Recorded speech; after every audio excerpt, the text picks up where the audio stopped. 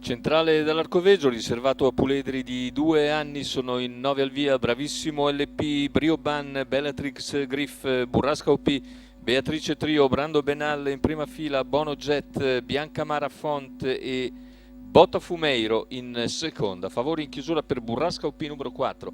Patrizio Baldi in sediolo.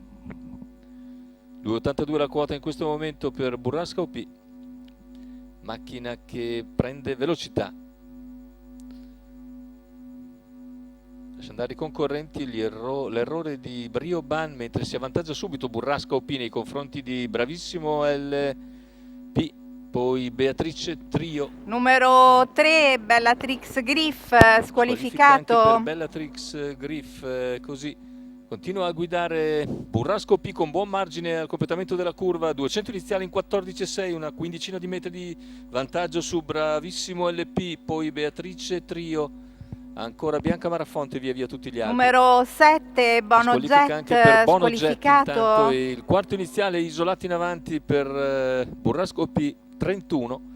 Rimane a distanza Bravissimo LP, si trascina Beatrice Trio e non cambia nulla con la battistrada che continua a guidare nettamente anche al completamento della seconda piegata, e i 600 se ne vanno così in 46. Prova a rifarsi sotto Bravissimo LP dopo aver concesso netto margine alla leader e favorita.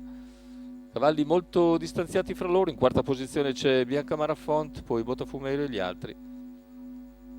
Intanto 1,1,4 per gli 800, con leader sempre Burrasca OP che completa il chilometro in 1,16,7, prova ad avvicinarsi Bravissimo LP, in terza posizione Beatrice Trio, gli altri più discosti.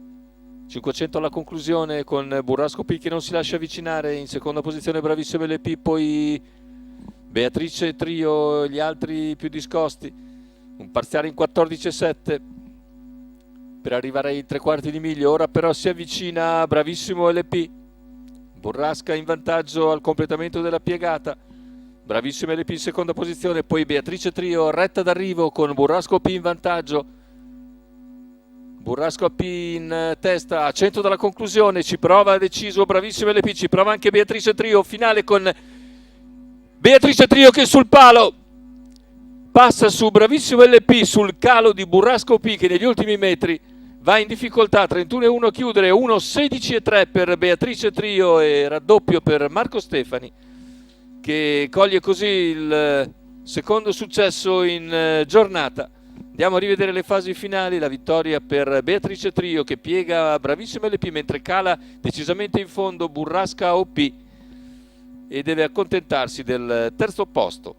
Raddoppio quindi per Marco Stefani, Paolo Leoni, Marco Azzaroni, Beatrice Trio, assegno quota di 5,83 al totalizzatore.